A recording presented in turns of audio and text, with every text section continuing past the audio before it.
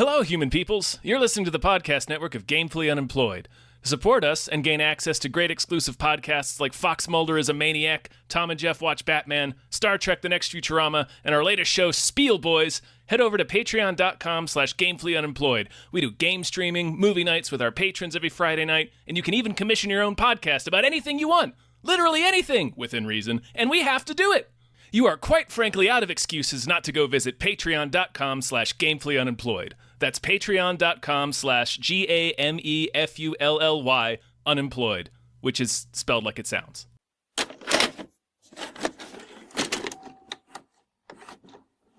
We're crisp. So crisp. Yeah, we're too crisp. Real gristly. Too crisp We're up in gristly. here.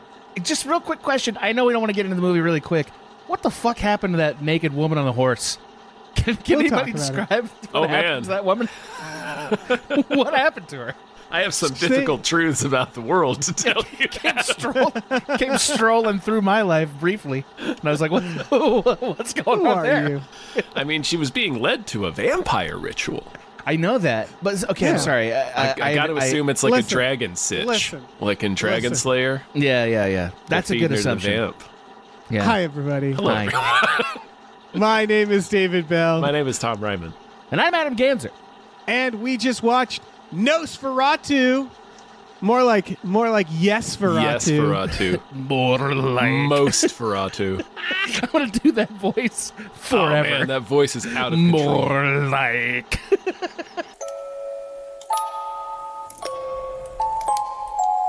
Come to me. Come to me.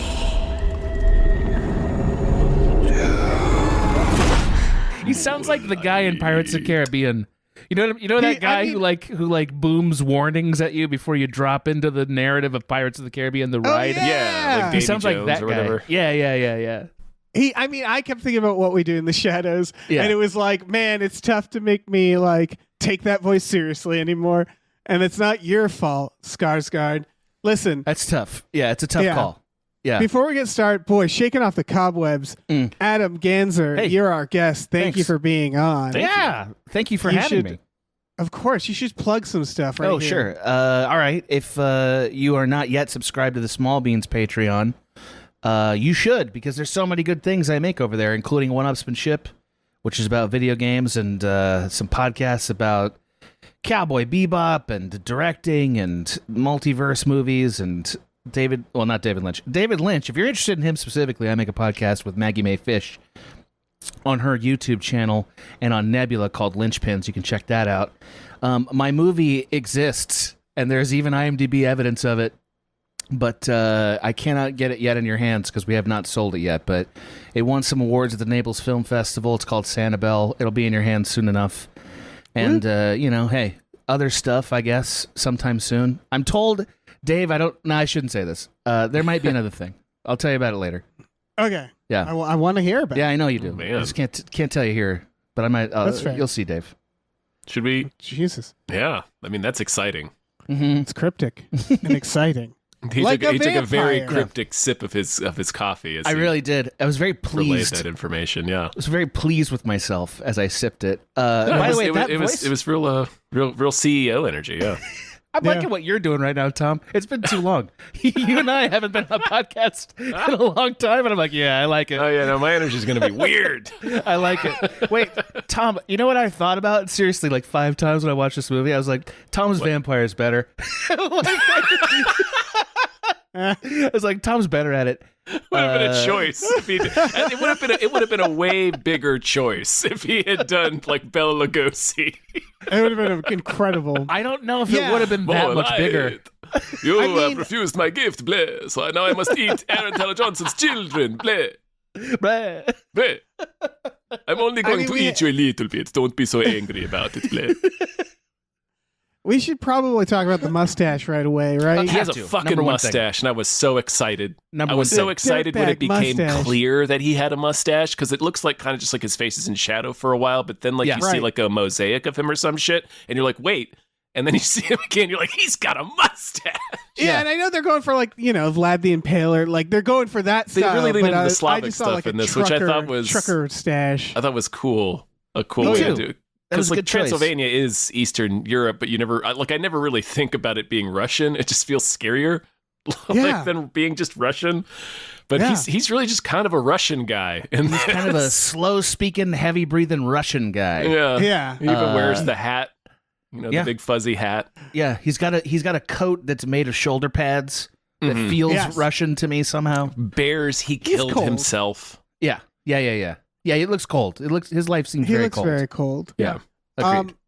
How did we like this movie? So this is Eggy. It's Yeah, Bobby Robert Eggy. Eggers. Bobby Eggy. He did The Witch, and then he did The Lighthouse, and then he did this. This The is his Northman. third Northman. film. He did The Northman. Oh This my is god, fourth I totally forgot.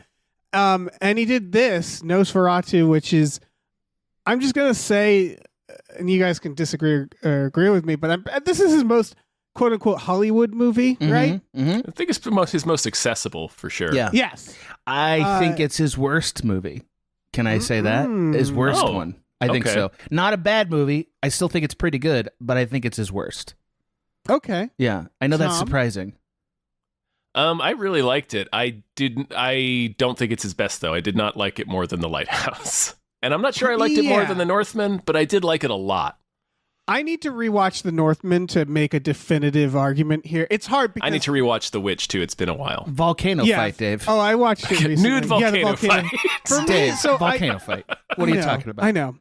For me, they're all up there. They're all Yeah, pretty they're great. great. We're Yeah, talking they're all about pretty talking great. about fractions of percentage of quality where I'm like, I don't even know if I can. This is again, it's his most accessible. So there's points in it where I was like, oh, this feels like just a movie.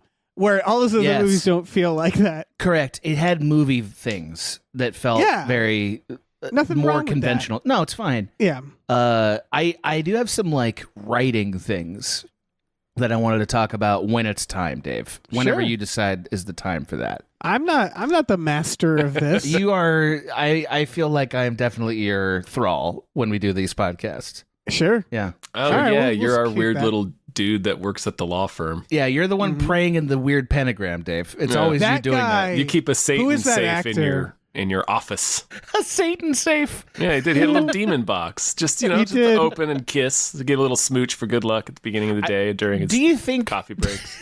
Do you Who think is that guy? the Dracula I didn't man recognize knows? He was just some actor. I'd never seen him before. Do you think the Dracula guy knows that you're naked when you pray? Like that I seems think he very insists important. on it. Yeah, Yeah. he's got that kind of vibe. yeah. I'm Old looking Count at the end. He's Orlok. been in a lot.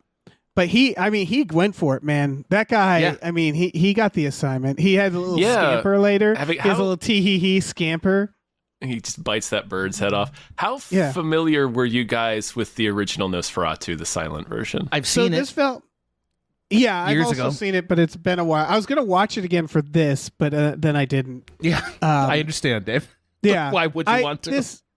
I was trying to figure out what's Dracula and what's Nosferatu, right? And correct me if I'm wrong, but the movie Nosferatu wasn't it sort of panned as a ripoff? Like it was It like got sued. It got they sued. got Oh, that's sued by interesting. Bram Stoker's widow.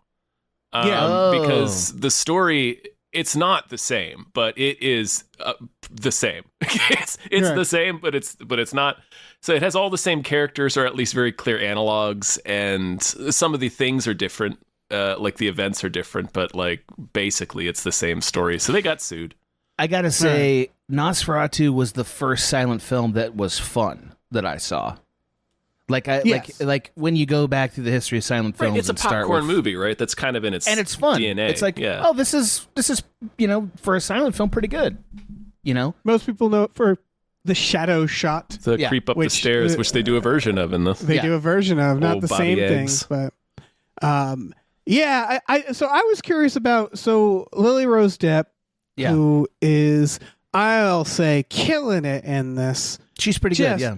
Yeah, Particularly going that first, for it. the opening, the pre-credits opening, where she has the nightmare and it ends with her convulsing in the lawn. Like that's a real. all She has to the- do a lot of physical stuff, and that was a very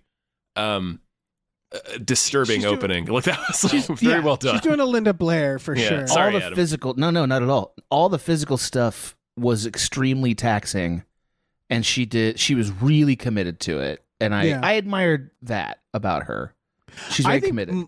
Yeah, I think a lot of Nicholas Holt also there was some physical acting. The part where he has to look absolutely terrified. It's all on his face, yeah. Yeah, and You can't and see it's the not. vampire. Yeah, because I think the vampire is like he's not scary, but he is kind of just some guy with a mustache. And I think this movie did a really good job at like sort of depicting the thrall or the effect he has on people. Yeah, rather it's- than him as being this like powerful creature. Well, I mean, which he is, but you know what I mean? Like, Yeah. he didn't. Yeah. He's never really fully defined, except kind of briefly when Nicky Holtz tries to stab him, and at the very end when he dies. Yeah. But Yeah. I think it's you were said earlier. You mentioned I'm trying to remember what's Dracula and what's Nosferatu. Like that kind of. I mean, that aspect is in both of them, and the plague aspect is in both of them, obviously, because vampires are a plague legend. But Nosferatu is way more into the plague stuff than Dracula is. So like having the vampire not hiding him, not just because for like a cool like Jaws type effect where you're like the less you see him the scarier he is, and they lean on that voice that Bill Skarsgård is doing, that weird rattly breathing he does. Yeah. So it's not only feels purposeful in that way, but it's also kind of like thematically appropriate, because it is more about like you said, like his effect, like the spread of his boat rats through Germany. Yeah, it's a That very breathing, man. That's why he teleports. Like he's not running. He's not running anywhere. Nah, They dude, give you- I'm not sure why he's breathing. He's dead. Yeah. I think the sense of decay that's sort of lingering around everything in his world is pretty terrifying. Also, the sense of antiquity. Like, you go see Count Olaf, or what's it, Olak? What was the name? Orlok. And it's like you're traveling back in time. Like, Right. his sarcophagus could have been made 2,000 years ago. You know what I mean? Or like, Right. longer. Yeah. So there's this sense that, like, he's... that like mysterious origin, even though there's all kinds of clues, has a creepy feeling to it that really works. I thought when we get him in the sarcophagus and he, when Nicholas Holt's trying to stab him and he jumps up, His we wiener out. find out he's hung like a dead horse, a horse, if you will. Hell yeah. That was pretty scary. I was like that was a pretty good, like, here's what he really is, It I want to worked. talk about.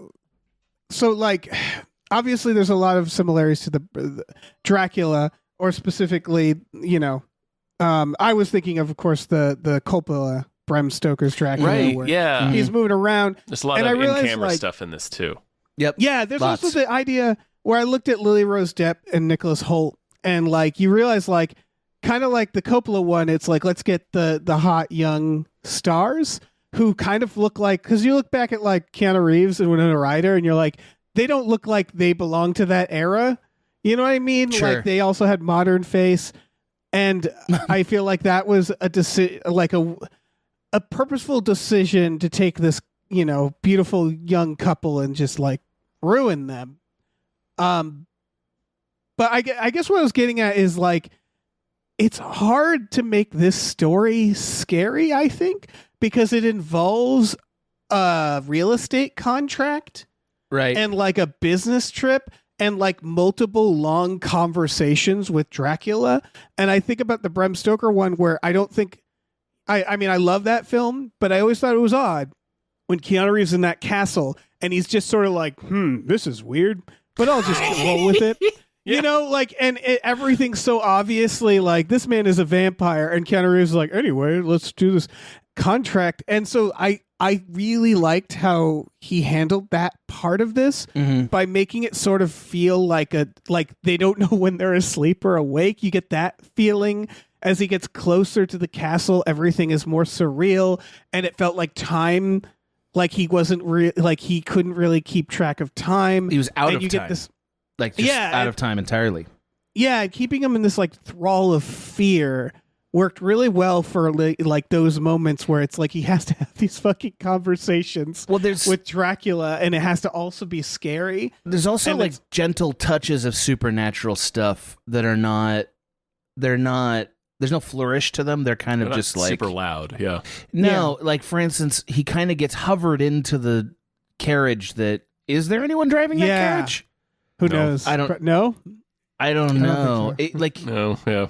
He was one of teleports those- around the room when Nicholas Yeah. Holt's getting his dinner. right, Yeah. and you're like, you're not sure, is that time passing or is it magic? Right. Right? Yeah, I hadn't thought about that. Is Yeah. it just that he's been sitting there staring straight ahead for 10 seconds and just didn't clock that Orlok had moved, or is he teleporting? Yeah, it's a good way of doing magic where it's not about the flair of it, it's about the disorientation of it. But the Yeah. perception. You know? Like you're Yeah. just it's a cool way to do it. Yeah, it Um, worked. And you just know? just old-timey tricks. Like how do you do a guy Yeah. teleporting around the room? Oh, that's super, it's just Just have two people. yeah. It's super easy. I really loved how a lot of because it's the way to make a Dracula story scary is all about mood, right? Because you know what it is, like It's it's a vibes, vampire. yes. We all know what vampires can do, so it's all vibes. It's all the mood. And shit, I lost my train of thought. That's fine. I mean, just continuing those vibes. A lot of it was also it's where's Poochie. Like a lot of it is also he's not there, and it's Yeah. about the effect he has on people. Right. What I was going to talk about is the camera movement.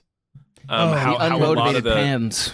yes, how he does so much of the tension and the feeling of dread or the feeling of like something supernatural kind of filling the room is just done with camera movements. Yeah, I noticed two things, and Adam, you're a film professor here, so you can elaborate. But like with the camera, the two main things I noticed is the oneers, the small oneers. Yeah.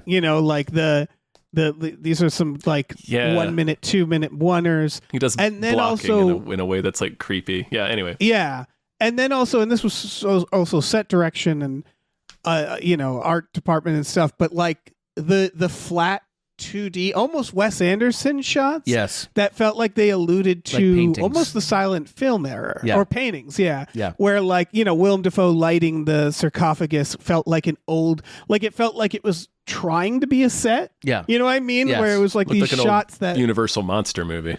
Yeah. yeah, or straight up like silent film, like you mentioned the beginning where she's like twitching and it's that straight on, like almost 2-dimensional shot of her. Yeah, and the camera just In it, moves yeah, down. Yeah. Apparently there was a lot of inspiration from actual paintings, is what I'm told. Oh, that makes sense. like, yeah. So that's part of why the image gets flattened often. He likes to do camera moves where. So he's like the opposite of Spielberg, right? Spielberg is the king of here's a complex camera move that's all motivated by an actor's action or like something on Right. screen. So it feels like it's just a story developing in front of you. And what he will do, Eggers will do, is like he'll have someone move at an angle that's wrong for the shot. So you feel the artifice of the shot of it. Like you're That makes constantly sense. feeling the camera of it. Like there's one I'm thinking of where we're trailing behind Nicholas Holt where he's walking for the first time into downtown Berlin or whatever we are, right? And then he makes this really hard right turn and it's pretty clear like that's not an easy move for the dolly to get. You know what I mean? So you Right. get this feeling of being jerked onto a 90-degree angle. And it's like, yeah, because everything in this movie feels very awkward in a way Right. that's disorienting. Not bad, disorienting. Yeah. Or he'll have pans where nothing motivates the move at all. It just starts moving. And you're like, why? What, you know what I mean? Like, it'll be Yeah, a it's door the- or whatever. The You know? unease. Yeah, exactly. He also does multiple sequences, and I think there were 3. There's only 2 that I can think of, where the character that you are sympathizing with is framed center, straight Yeah. up Wes Anderson shot, and then it's a conversation. So it's shot reverse shot, and the other one is framed in a wider shot off Yep. center. Yep. And it's when the Or guy who short-framed. first gives him the contract. Yes. Yeah, his boss. And then it's later Count Olaf. Yep. And then I think it's later fucking Kick-Ass there has one when he's talking to Lily Rose Depp. when he throws them out of the house. Yeah, I think so. Yeah. Where it's a few times where it's It's where the people one- are losing power, I think, or losing control of the situation or I Yeah. their think so, lives. yeah. That seems right. Yeah. The I one think with there's- the one where we get the contract for the first time, where we meet, Dracula's thrall. Well, creepy to creep. This Yeah. movie's version of Tom Waits. Yeah, creepy Scrooge Yes. or Tom Waits. Yeah, creepy Waits. So, like, Ebenezer Booge, you might say. what's interesting about it is that the camera actually pulls back at one point and reveals where in that frame Nicholas Hoult would be. And in some ways, like, the eye lines are not right. Right. You know what I mean? So, like, I don't know how to explain this in a way that's simple enough without diagrams. But the eye lines are not correct in a way that's not a mistake enough that you feel like that's a mistake. But it's disorienting again, like it's about being disoriented, and then he pulls back the camera and reveals that it was not the right spot because Nicholas Hoult is actually in a different spot than you think he is, based on the reverse shot. And you're like, it's like whoa. The Shining. Yeah, it's where real weird. Everything's a little off. Yeah, real weird. Because it really is about like, because when you look at, I think Count Orlok he's not sexy. Is he not? He's a corpse. Dave. He's a corpse. You like when you that. see him in Some the light. people like the leafy flesh of the dead. I don't know. Yeah. When you one finally person see him in does. the light, he's not doing well flesh wise. He's not looking great. Yeah, he's not. Yeah. Yeah. And so again, it's all about, because he brings an intense horniness to the film too. Yeah. And it's all just mood. It's all like this idea that he has this aura that is far reaching. That's like in those scenes that we're talking about, it's like he's always kind of present. And it does really well with the camera angles and the camera shots to do that, I think. Can I ask a question here? Like, so, Yeah. What is the actual legend of Dracula as it relates to needing to have sex with a woman to fully manifest again? Is that a thing? No idea. It's just his Okay. dick. He's got a dick. Yeah. Yeah. Okay. Maybe All you right. they just thought it was cool to write it into a vampire Yeah. story. Well, it's very Christian mythology. It's very like anti-Bride of Christ, right? Like that's, and I think Eggers knows mythology. He's really good at it. He knows what it is, and like he's very clearly doing a version. And then Dracula has a lot of Bride of Christ stuff in it. You know what I mean? Right. Like that's a pretty yeah. He's I think antichrist figure pretty clearly. yes. Yeah. But Eggers brought that out more, I would argue. Yeah. Because he kept talking about the metaphor of it on the text, like we're talking about falling in love with death, trying to sacrifice yourself to absolve yourself of death. Right. You know what I mean? Like there's a lot of I'm just pointing out that Eggers is really smart and knows his mythology stuff. He's good at that. Oh yeah. And I mean, I would love to talk about all the meanings, because there's a lot, right? There's obviously the stuff from a woman's perspective of like the story's essentially about someone's dirtbag boyfriend coming back, kind of. But it's also about like having baggage, emotional baggage. About like people always say, so many horror movies are about trauma. I don't even know if it's necessarily trauma is the word. I think it's more like baggage. Like you could link it to like, because it's her whole thing is that no one believes her. She keeps saying this thing is wrong, and no one's you could almost link it to like mental health or like health issues of someone being like, this is wrong. No one's listening to her. Everybody's assuming that she's nuts, and then she feels like immense guilt with Nicholas Hoult being like, my past has come back, and he's of course like he's all in, baby. Like he never like turns on her for that. There's right. this whole thing of her kind of feeling like gaslit and then extremely guilty for something that clearly wasn't her fault. And then in the end takes basically takes responsibility for something because it's all on her. Takes control of it. It's like the witch. Yes. I mean, it's a theme Eggers does a lot, like the witch and also her character in The Northman. That's true. Yeah, it's sort of women trapped in the situation of what the culture is at the time or what society is at the time. Yeah. Sorry. No. I interrupted you. I also think Eggers is interesting because he explores moralities we're not interested in anymore. You know what I mean? Right. Like, and finds a way to make them more relevant. Like, for instance, the idea of duty or sacrifice are things that they're not in horror movies in the same way they would have been even like 50 years ago, but they're at the core of why this is a conflict. Right. You know what I mean? Like this woman feeling like she has a duty to her husband, a duty to and then eventually a duty to saving everyone is like her moral dilemma. Like, should I do that or not? Right. Right. Even though it's not necessarily her responsibility. Like, right. And then they there's have a lot. Forgive me, and one more thing, Dave, if you don't mind. Dude. Then they have this really interesting thing, and I'm saying this because I'm seeing this in movies a lot. There's a ton of occult stuff in movies now, like tons and tons and tons, right? Like sweet. Fair enough. So like this is the first movie where there's a character that I've heard that actually comments on that to a modern skeptic. And that character is Willem Dafoe, who keeps making the argument, you have to believe in evil to see it and then deal with it. Yeah, I like... So I'm a big fan of really horror loved movies. him. Yeah. He was so good. He's always good. Just real quick, I love the part where he just flat out says, I have no fucking idea that this is going to work. I've only ever read about vampires. Yeah. I've never dealt with one.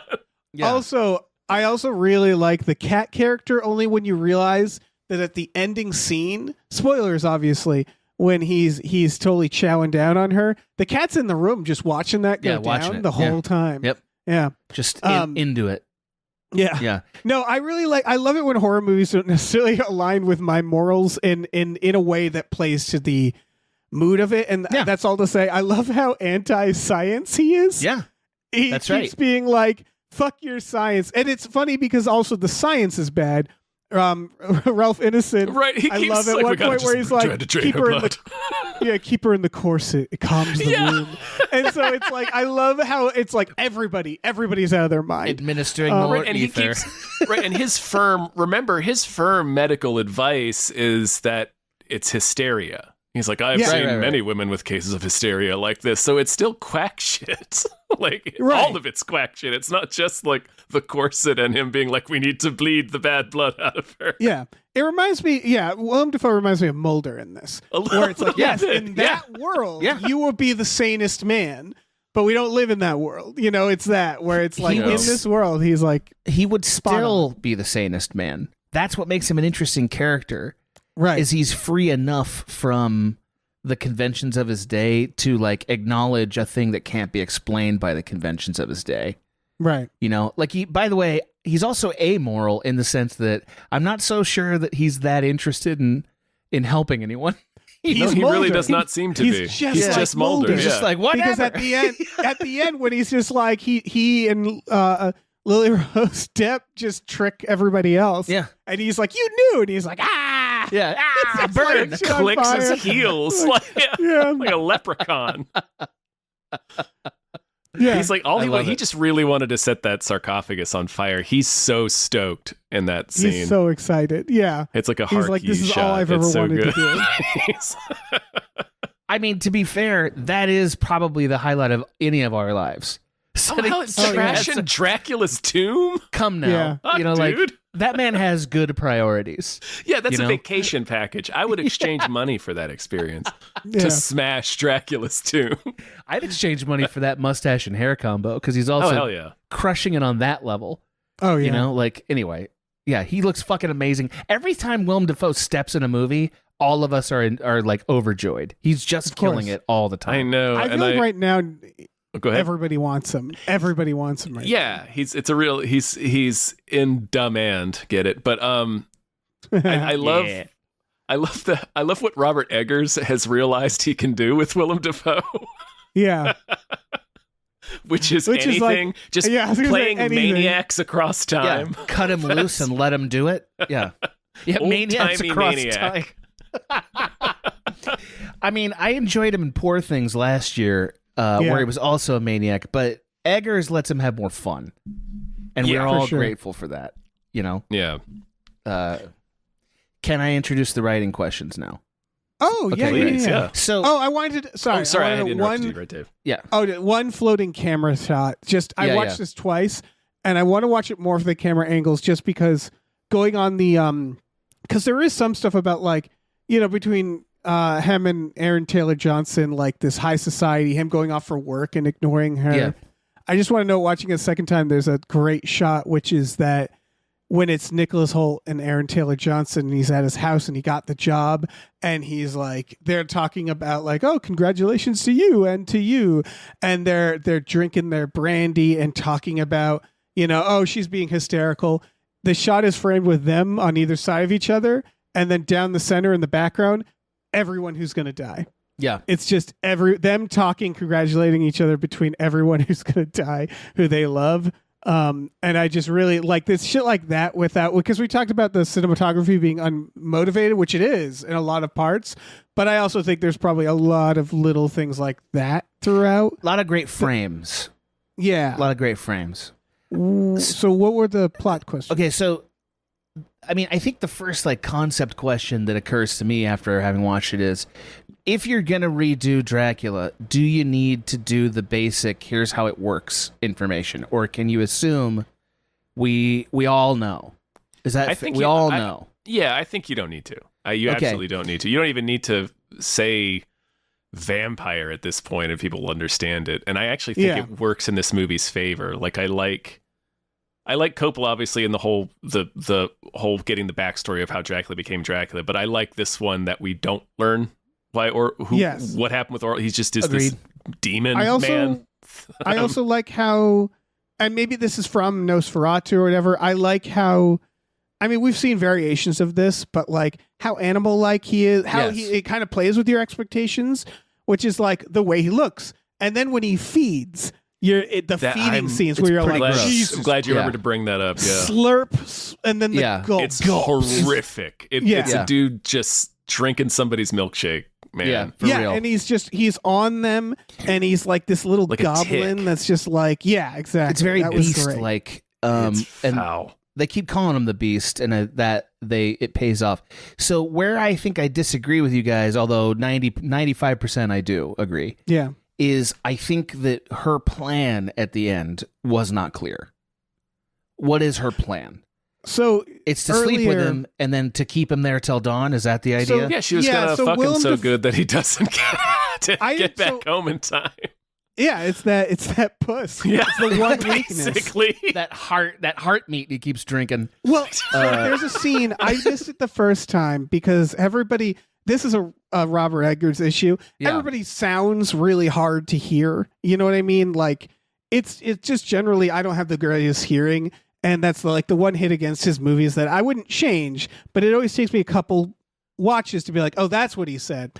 There's a part where Willem Dafoe's reading the book, and the Book of the Dead essentially says, "Here's how you break the curse." Is the object of the curse has to accept him. Yep. And until the first cock. Yep. The first cock. They said the first that. cock of dawn. And then but what's weird is that he never really says it to her. Well, and that's where it was like, oh, I guess there could have been a cutscene or something, but she seems to instinctively know, and she's also magic. She's magic. Like Jean Grey. Like she's She is. I didn't have a problem. I was a kid and stuff. I didn't have a problem with that. My big problem is ultimately why doesn't Dracula know that dawn is coming? So that's like what there's different interpretations. Because he's keep overtaken, talking about man. He's overtaken by the acceptance. I think you have to do that. I think you have to do that beat is my thing.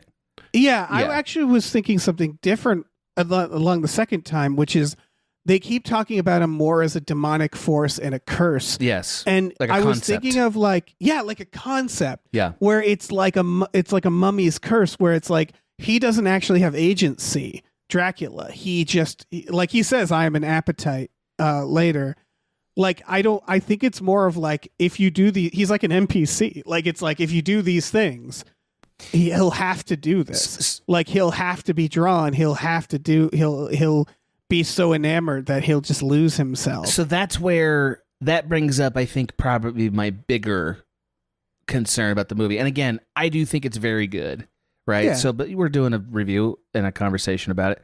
So it doesn't have a protagonist. And what I mean by that is there's no hero whose journey we're rooting for the whole time. There's a series of POVs about this situation that come and go and disappear from the film at times.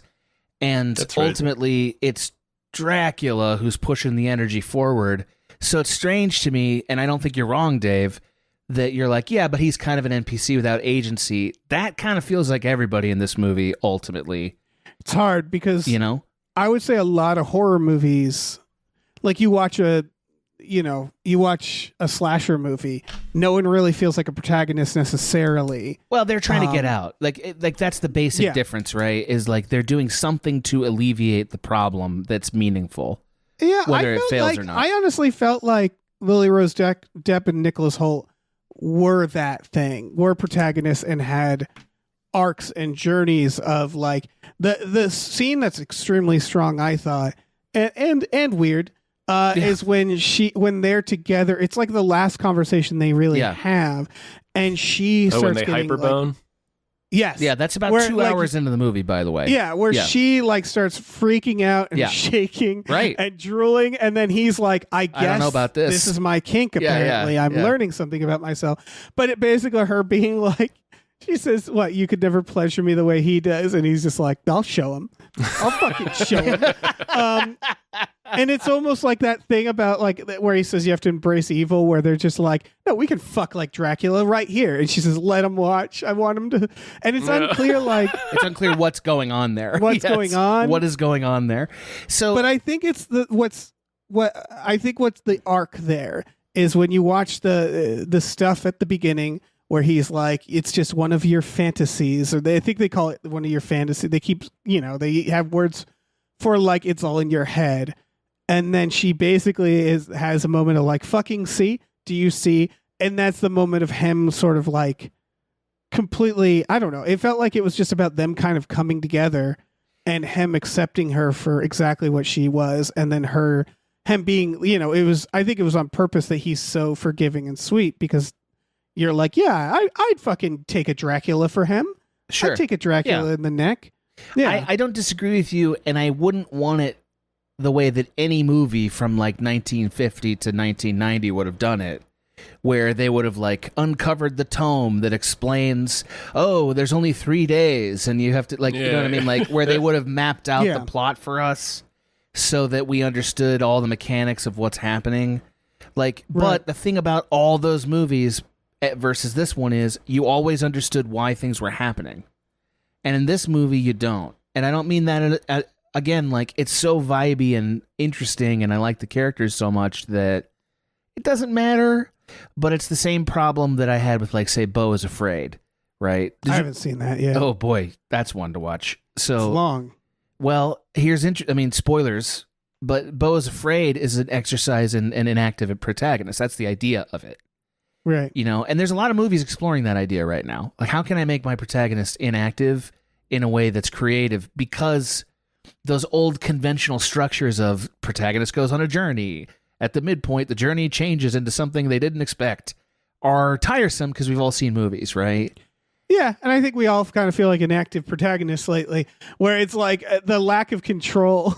I think is something being explored. Right. It's just tough with this one because it has to cut between 6 point of views to explain the story. Yes, but I do think she has an arc of like she has an arc. Sure. Drawn to him.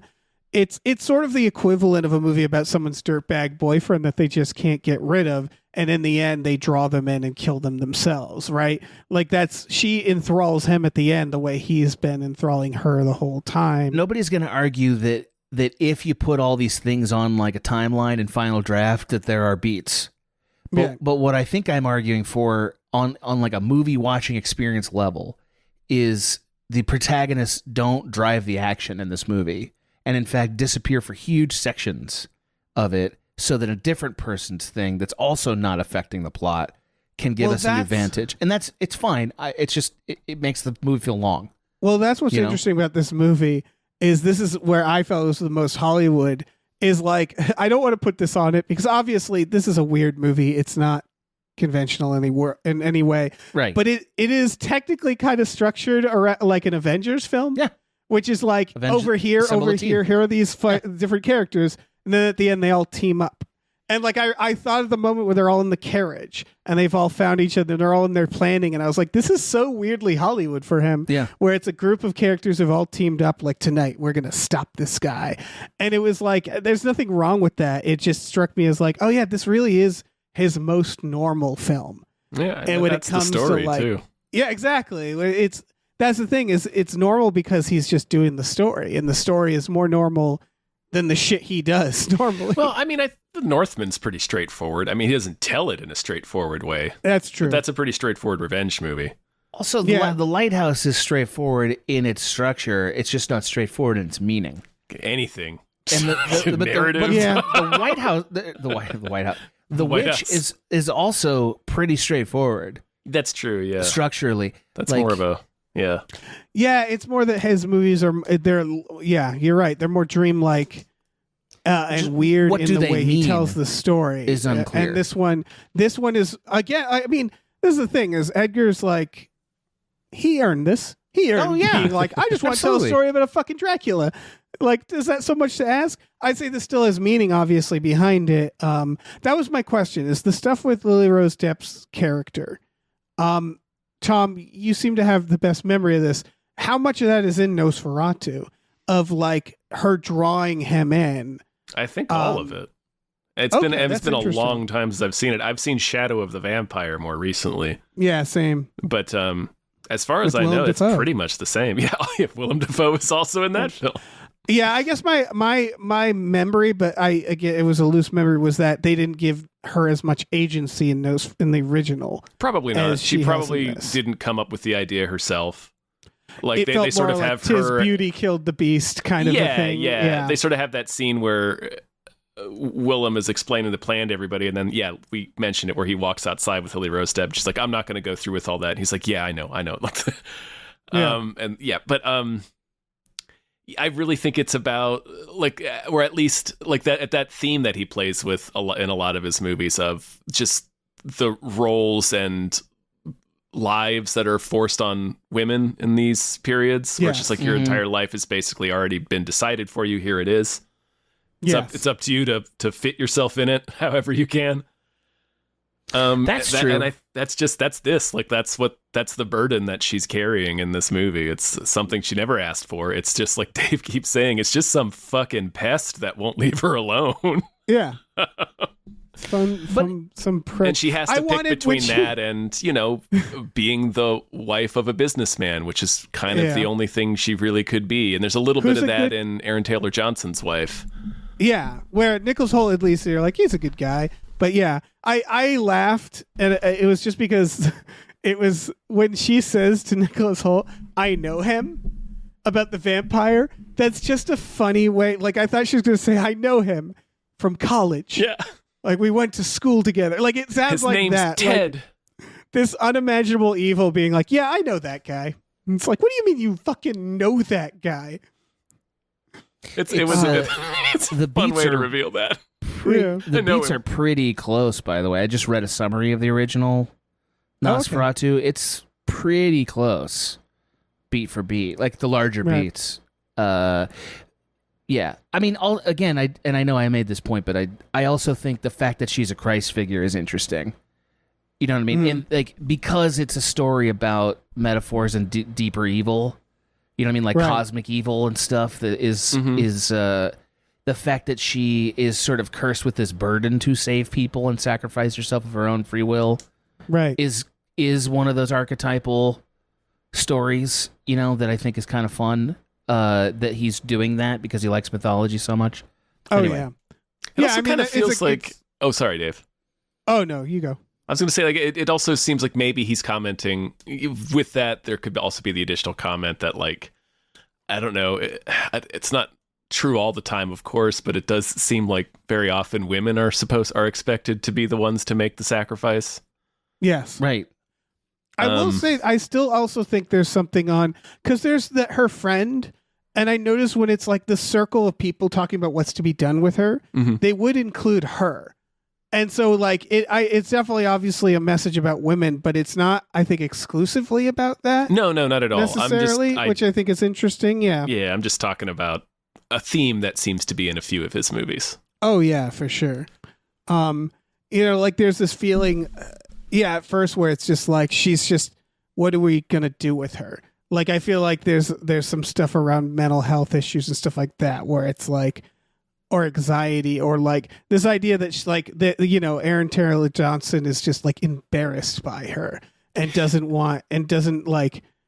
is like it's so improper to him. Right. Yeah, and then he It violates eventually propriety. Yeah, and then he can't control his household anymore. Yeah. Which is too And then he important to a guy like breaks. that. And he's completely broken, yeah. Yeah, because he can't accept the idea that he doesn't have control over something anymore. And then his entire family also, is killed. Dracula ate his kids, entire yeah. family is gruesomely killed by the Dracula. But only I- in part because he couldn't recognize the threat for what it was. He refused yes. to. Right. Like, Yeah. and that's what's so interesting about that is like, had he been willing to acknowledge the threat for what it was, which he couldn't because it would involve giving her agency, which he doesn't want to. Exactly. If yeah. he'd done that, he would have saved himself and his family. Yeah, and like You know. that's it, not accepting control. I will say again, I know this is not, it's just part of the story. It's just funny that the villain or the wrong person is the one who is just like, it's a pandemic, guys. Right. And they're Right. like, damn your science. Right. He's like, it's a plague shit. I've seen plagues because he's like a shipping businessman. Yeah. It's like it's plague rats. The city is crawling with them. We're like, Yeah. yes, but they're plague rats under Dracula's control. It's like, Jesus Christ, guys. I had one comment about the idea of the inactive protagonist. Yeah. I didn't. Yeah. It's 100% correct. I didn't notice it because to me it just worked so well with. Well, actually, it felt inevitable. Like it just felt Yes. like the inevitability of it, and it felt like slowly sinking at the Yes. same time. So it worked for the vibe and the mood for me. But No yeah, doubt. I hadn't. I was so grooving on that I hadn't recognized that. Yeah, you're absolutely correct. Nobody really does anything. Well, Shit Eggers just kind of yeah. happens. It's Eggers Dracula also more than anything. reinforces that with his camera work. All his unmotivated camera work also suggests that there's a force that can't be changed by the act of heroism. You know what I mean? He knows he's doing a story without a protagonist. He's telling us that with camera all the time. Is it truly unmotivated though? Mostly. Because that's what he's doing. I mean, Well, that's it's just like thematically a motivated. right? Yes. Yeah, Well, it's that's motivated by Dracula. It's it's like immediate. It's like a version of a Dutch angle, right? Yeah, It's like you that's have right. a person who's in the shot being like, I'm controlling this scene, and it's like it just kind of turns away from you. It reminded me a lot of The Invisible Man too, the most recent one. Yep. Where he would frame shots as if the person was there and there's nobody there. And that was cool. Just briefly for any of the audience who don't know what we mean by motivated versus unmotivated moves. Motivated moves means there's something in the frame that causes the camera to move to stick track with it. Yeah, going to You know? Spielberg's Spielberg's the wonders best. are invisible. Yes. Like you don't notice because you're just following characters naturally, Or and you don't even objects realize or it. cars or whatever it is. This movie has a bunch of stuff where the camera just starts moving and you have no idea what I'm about to look at. He's not the Right. first person to do that. That's been in movies forever. Also, our boy, Dave's favorite guy, M. Night Shyamalan does unmotivated moves all the time. He sure does. Yeah. He Yeah. That's loves that Hitchcock shit. thing. Yeah, it's a Hitchcock thing. It's also the guy who did directors' names are flying out of my head. 80s director who did The Untouchables. Brian De Palma. Yes, Brian he does them all the Palma. time too. I love his. Yeah. Anyway, Yeah, unmotivated. Usually, a Yeah. lot of the times it's also Sorry, I didn't like, mean to confuse everybody with my dumb. no. I'm just Oh, clarifying I that. would No, say you're right. though. unmotivated usually tend to be cool, quote unquote cool. You know what I mean? Like I feel like a lot of film students want to do oneers, so like they might not earn it. This I'd say it's definitely earned in this and cool. If that makes sense. Where I was like, oh, like you immediately they're loud. These little wonders are loud. That's just He doesn't go for like a whole here's a 15-minute wonder or anything like that. The thing about oneers is they are a pain in the dick and they don't work usually without motivation. Like they're really hard to pull off think because all the pieces, it takes a certain control over the subject matter and tone of execution for an unmotivated move to work. You know, ask Abe. Abe did a bunch of oneers at Cracked. He did several projects that were oneers, and he, you know, being on those films, it was like it would take 5 hours to Oh, figure man. out how to make the move Right? work. You know, like Because Internet there High are- School 3. That Yes. was a wonder. Oh yeah. well, it took him 5 hours or more to get all the pieces to motivate the move. But then there's You like know? I'd say like stuff like the Spielberg, the 1 minute wonder. Like I watch like a lot of 90s TV is filled with wonders and not special. They're shot for efficiency. Yeah, it's because it's cheap. Where it's like, we're on the Enterprise of or on the bridge of the Enterprise, and we need to get out Or like, West Wing. this page of dialogue. Yeah, West Wing did it let's all the just time, right? The steady do cam it in walk this and one talk. simple. Yeah, exactly. Absolutely. So I feel like it depends. Of course, it all depends. This movie, though, chooses to slow you way the fuck down with its oneers. Like, its oneers are not efficient. They're all like, here we go. Where is this going? Evil door, got it. You know, like, well, it's all for vibes. It's all for it's mood. all for like they vibes. do the one, the most horror he gets, or like traditional horror, is when the lady is in when fucking Magneto's sister is in the that is Magneto's sister, right? Is that Magneto's sister? help me out, Dave. Deadpool. Oh boy, hold on, I'm looking sorry, her up. Dave. You know, I've seen every Marvel movie. Cassandra Nova. Okay. That's Magneto. Is that not Magneto's sister? I can accept it. Cassandra Nova. Charles. It's Professor X's Magneto. sister. Oh, yeah. That's. Oh. We got there. We got there. You're right. Yes, that It is her. Wait, that's it- Charles's sister. Yes, You're it's right. Charles Xavier's sister. God yeah. damn it. I forget her name. There's a at this few moment. X-Men in this. When she's in the hallway and they do that slow pan to the stair and then slow pan back and they Yeah. do the fake out. Yeah. Where it was like, that was so horror movie. But I feel like that's mostly the point of these angles, is to just make you constantly feel like there's something else in the You room constantly with feel his them. presence. Yeah. Yeah. Absolutely. How quickly did you know that the two little girls were dead meat? Oh, instantly. Oh, I why knew even from the have 'em? trailer. You know, yeah. Yeah, but I gotta Because say, there's- I just love how mean that was. Yes. About the first time they're like, "There's monsters, Daddy. There's monsters," and he's like, "I gotta go hunt Oh, a there is monster." no It's monsters. like, oh my god, they're so dead in the worst way Yeah. possible. I have two immediate thoughts on that. The one is I love how posh Aaron Taylor Johnson can be Mm-hmm. Yes. because he's all swole now. So he just looks. He reminds me of Bane, I guess. Like he just looks Yeah. like an old timey strong man. In this one, he Yeah. looks like Edgar Allan Little Poe bit. went to the gym. Yeah. Yeah, Like, he looks like that's a what it jacked looks like. Edgar Allan Poe. Yeah. I That's do. right. I do. He's great in this. No, he's kind of great in it. Yeah.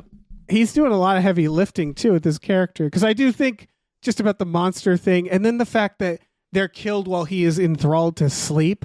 Like there's just a whole arc there about him not having that control that he so desperately wants, and him being completely tormented in this unique way that I really being like with that. figuratively and literally asleep to these Yeah. rats. Yeah. Yeah, it's great. Yeah. Now I demand that we talk a little more about that damn woman on the horse. I've yeah. waited plenty Oh, of time. They're leading her to for vampire feasties, bruh. Right. That part makes sense. What's the deal with other vampires? Are there That there I'm other... not sure. Yeah, maybe that's a good that's question. maybe that's where Orlok didn't kill him. Probably maybe he messed up. So here's- because we do see one. They kill Yeah. one. They Like a stake. diff- They kill one. They stake a different vampire. Yeah, this is actually my Incidental vampire. Yeah, an My hot incidental take- vampire. Great name for a movie, by the way. Keep going. Oh yeah. My hot take about this movie is, I mean, I really liked it, but I did feel like it was a smidge too long, and that's a lot of movies. And I thought, even though I liked the scenes, you could cut out all of that village. Yeah. Um, Agreed. I think I know why they did it, because the problem, of course, with vampire lore is that we know, but the characters don't. And so they needed to do this thing where, like, Nicholas Hoult has to slowly kind of learn what it is and be protected by it, and but like ultimately I think that it's just like I think that's why that was there, right? Is he has the stream, he sees the Yeah, it's villagers, It's an so he archetypal. can later try to drive the stake in Yeah. him and the castle, so he can have this in his head of like, oh, okay, I guess these things are here in this country, and I gotta stab them. Are you ready for a thrill, Dave? Are you ready to be Yeah. thrilled? In the original Nosferatu, he learns that from a book. He just Well, reads yeah, a they book. have it.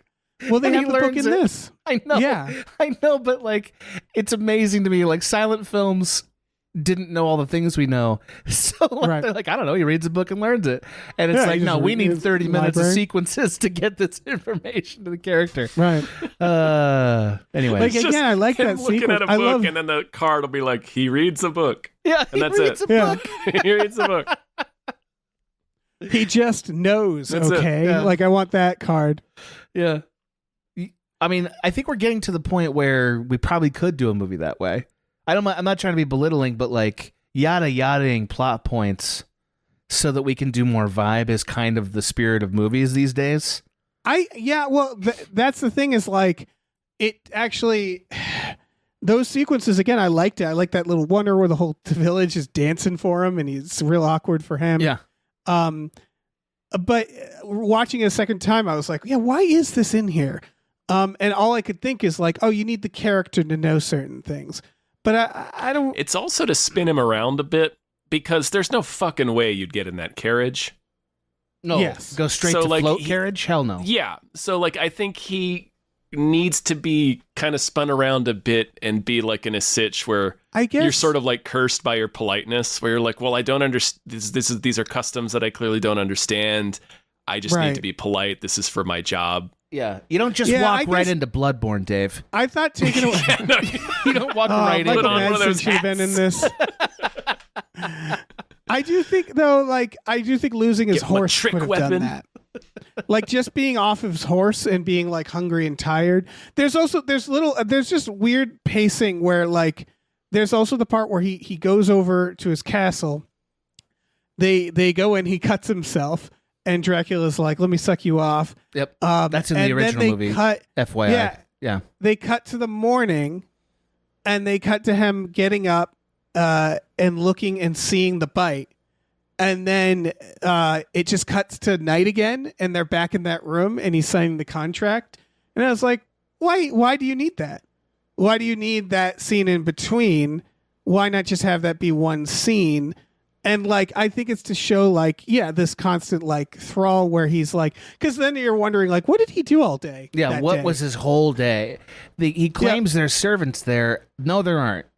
Nobody, Right. He's nobody lying, would yeah. set foot in that fucking place. No yeah, chance. what is he doing? Or is Yeah. it being told out of order? And I think that's the whole point, right? And Right. that's why I'm like, I don't hate it. Where it's like you're trying to, he's like losing time, and even says to him like, I need to go. I'm falling ill because I don't know what the fuck's going on.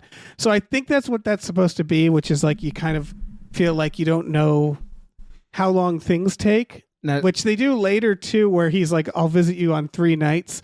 And I believe day 2, there's an entire like child funeral. Yep. Yeah. He Like, they like whipped out a died funeral and got a funeral. Like very efficient with death in Yeah. this town. Hey, they got the plague, man. You don't waste any Yeah. time. Well, they had a That's fucking true. nice ass No crypt. like sepulcher. Yeah. Yeah, exactly. Yeah. Oh, he had that built a while ago, probably. Yeah, that's fair. I can accept that. What I can't accept if it was not okay. So this movie's super vibey, so I'm not very serious about this critique. But if it Sure. wasn't vibey, all of us would be freaking out about how this vampire eats. You know what I mean? Like, Yeah. so we got bite marks that are Well, the he- traditional blood-sucking bite marks, right? Every Right. time we see him eat, he's just eating it like it's an ice cream, like a bowl of ice cream. Yeah, Just slurping it like, Yeah, you know. it's He grotesque. loves it. Yeah.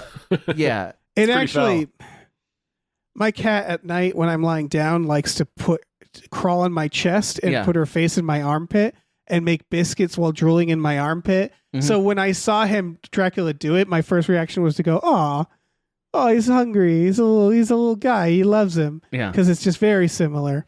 He seems Um, to want to chew on your heart meat. Like if he gets his way, that's what he really wants to do. Loves Chew that right heart on your meat, heart man. meat. Yeah. Well, you go I right wanna to the know what source. he- That's like putting your mouth on the spigot, right? yeah. Yeah. Exactly. You suck I them wanna off right know- from the heart first. I want to know what he does immediately after. Because Oh, yeah, how it's does when he he wakes digest, up, man, when it, a big like- thick shit. Yep. like, Has to. Yeah. Backs it up. just Dracula on his downtime where he like reads a book or like does a crossword puzzle. Like, what is he up to? He drinks Nicholas Holt, just leaves him there by Mhm. the fire. Mhm. Mm-hmm. And then I assume he just does chores. Like, I just don't, he has a lot of downtime. Why does he That's all. want to be back? You know what I mean? Like he doesn't seem like he's having that good of a time. No. They You never know? get that much into it. Like Willem Right. Dafoe suggests that he was probably just cursed for being like Dracula didn't want to be Dracula either. He was cursed. Yeah. Yeah. I'm I not mean- making fun of the legend. I'm just saying if you're this guy, right? Mhm. And like you got to suck heart meat and do all this bullshit to get over, like to move to one castle or the other. What are you doing it all for? You know what I mean? Just like stand in the light. You know what I mean? Like, let's get on with this. You know what I mean? Right. Why are we keeping it up, man? Why are we hanging on? You know, Why are we buying new property, man? yeah. These are a lot not of your investment. spring years. Yeah. you are disintegrating from the waist down. What You're is on the your back long-term half, man. plan? Yeah. Back half. You're on the back 10. Yeah, exactly. The back Exactly. 500. One thing I'd love to talk about, actually, this is the thing in Robert Eggers, is there is humor in all of his films. Yeah, it's pretty funny. in that he knows that his shit is weird. And like, I just wanted to note like the part where he signs the contract and goes, "Now we are neighbors." Yeah. And you're like, oh, that's like something an old guy would say. And then later when he bites the other guy bites the head off Pigeon, he goes, "Sir, why would you do that?" Yeah, Or, why "Good would you do sir," that? or something. Yeah. Like there's a couple moments where they know that they need to break the tension. I love that Robert Eggers, for all his weirdness, knows that in his movies. Of just like, his greatest tool to do that is the fart. We've seen that. Lighthouse showed us he's not afraid. He didn't choose to unleash his full repertoire here of just why not cut the tension with a fart. Dracula should have farted more. Yeah, he could have. It had a weird R rolling sound, like his, Yeah. you know, like absolutely. Yeah. I don't know. You could also give him like a New York accent. You could give him like a Kennedy accent. Fuck it. Sign the fucking paper, man. I'm trying to buy some friggin' real estate Uh, in Germany. Yeah, he does like to cut the tension a little bit. That is his favorite move. But The fucking hall of demons. Well, honestly, if you I watch- think that's why he cast Willem Dafoe. Because Willem Dafoe, he ups the stakes, but also he adds, like, it's instantly fun when he's on screen in all of his movies. yeah. Like, the fun goes up the minute he's in. Yeah. You know? And like, I don't know. This is a thing you always like. People like Robert Eggers and like Darren Aronofsky. You sort of. I always think of them as like a Werner Herzog type, where it's like where for the longest time I'm like, those must be a couple of freaks, and then you watch interviews and you're like, oh, they're just some guy. They're Like, nerds. and they're completely aware of how weird the shit they're making is, and it's not meta, but it's self-awareness of like, yeah, it's funny how weird this shit is, right? And so I appreciate that there's still like that in his films, like a little tension breaks here and there. I could have used a yeah, little for more sure. Witch Bjork. You know what I mean? Like, we didn't have any Witch Bjork in this, and that was a true, real yeah. tragedy. Because Really missed- Witch really Bjork missed. was... Witch Bjork. Yeah. That was I forgot awesome. about Witch People Bjork. don't talk about Witch Bjork, and it's like, hey, that was No. a highlight. That's You know? true. We left that behind a lot faster than we should have. Yeah. Yeah. Bring it back, man. Bring it Run back, that shit man. back. Oh man, I I just want to do bits because Tom's here. I was about to say I don't have anything left to say about the movie. Yeah, I mean, having seen it twice, I'll say I quite liked it. I Yeah. think the second time it felt a little too long, but boy, it's fun. I think it's a lot of fun. It's not as dense with meaning as, certainly not The Lighthouse, which to me is still his number one film, or The Witch. Like, I think those two movies, which are tighter and have Pretty more solid. meaning in them, are still the best. And this happens a lot where a filmmaker has such a strong voice and then they start like, let's make something epic, and it's like, okay, but make sure you keep the meaning and the denseness, and that's not a transition everyone can make. He's doing fine though, you know. I think he's doing pretty real good. fine. Yeah, I think for an adaptation too. Like I saw it with a friend, and he put it like, he was like, I've seen this. You know, this is a really solid retelling of a story I've seen a million times, right? Like, that's what it is like, we all know this fucking story. And the fun of this is to see a new voice tell it. And I thought this was like, yeah, he did great for that, you know? yeah. Nosferatu is not a thing I'm like heavily invested in, but he made it relevant. You know, like, it's definitely relevant. I could see this being up for awards and shit this year, right? I would love this, between this and The Substance, I would love the Oscars to be like, we should probably recognize horror movies. I think The Substance is going to get recognized this year. I think it I might. do. Yeah. It's too creative not to get recognized. Yeah. Gotta And watch you that. know what should get recognized? The mustache. We should start the Nosferatu We could all do it. mustache trend. Yeah. There's nothing stopping any of us from doing it. There's nothing stopping Yeah. us. I love how long he takes to say anything, by the way. Like, it's not just the accent or the bassy voice. It's that he takes like 20 minutes to get a sentence out. Yeah. And he's He's just really milking it. Yeah. Oh, yeah. He's making you sit there to finish the end of the sentence. Like, you're going to wait. Yeah. I'm You're gonna fucking wait Dracula. for this, buddy. Yeah. This is why I have my thrall. I'm done, Dave. Yeah. I'm done. Yeah. the We're light- done. We've The done light's it. cracking, you know? Adam, tell us again where we can find you, what your thing is. Yeah, you can What's your find thing? me everywhere. Small Beans most particularly. If you're interested in Blue Sky, I think I've skeeted twice. Nice, you skeeting. can find me there. Usually talking to Dave. Yeah. It's most of what I do. So I'm on there. Also, the Small Beans Patreon, of course. Or you can subscribe to Maggie May Fish's Nebula and get not only her shows, but also Lynchpins, the podcast I'm on. And then one day, probably Netflix, but maybe somewhere else, we'll have my film Sanibel that I produced. Word, It is a feature. Word up. Yeah. I'm excited to see it. Yeah, it's nice. It's a Um, nice little film. There's no unmotivated camera moves though, Dave. Not a single one. I know. Is there any Is there vampire time to dick? add some? Yeah. You know, Is it too late? that's a good note. That's a good note. I'll have to pass that along. There's little to no vampire dick, Dave. Little no to know. VD. That's Little a to know. shame. Yeah. But still some. Little Yeah. to know. Little peek. Yeah. Just the tip. Few Maybe, to maybe maybe one vampire leaves the zipper open a little bit. Yeah. Maybe. I want to spoil it. Folks, we have a Patreon. Patreon.com/GamefullyUnemployed. GAMEFULLY unemployed. We watch movies every Friday night with our patrons. We have exclusive podcasts on there like Tom and Jeff Watch Batman, Fox Mulder's Maniac, Star Trek The Next Futurama, and Spiel Boys. You should check all that out. Why don't you? Do that. We also have a Yeah. store. Head over to GamefullyUnemployed.com. You can find a link to our Teespring store. We have all kinds of cool original artwork and designs. You can get on t-shirts, mugs, stickers, posters, all kinds of things. So check that out. Check out our other show, Batical. That cool. Oh, bad. And, Be a new seriously, we have episode soon, I swear to God. you really should check out that art on our Teespring. There's so much good stuff. There Dave, is. There's a did lot you of do fun that stuff. thing I told you? Did you do the thing I told you, Dave? I forgot. Oh, not yet. We will. Okay, we'll good. do that. All right. Ooh. And then rate and review us Yeah. wherever you. Oh, that's smart. Drink I your podcast. I should be saying that. Yeah, yeah. Start saying Wherever you that gulp more. them. It helps. You guys It are helps. smart. You guys are We're smart. pretty Yeah. smart. We're You guys are pretty two smart. boys. Yeah. I would have I'd slept through a argue- Dracula attack too, though. Oh, yeah. Oh yeah. I don't have time to Only- get up that early. Are you kidding? Only but so smart. Yeah. Who's got the time? Hey, listen, our music is produced by Chris Corlew. You can find him on twitter.com as the Corlew or go to shipwreckedsailor.bandcamp.com. Our channel artwork is produced by Michael Vincent Bramley. For more of his work, go to mvbramley.art.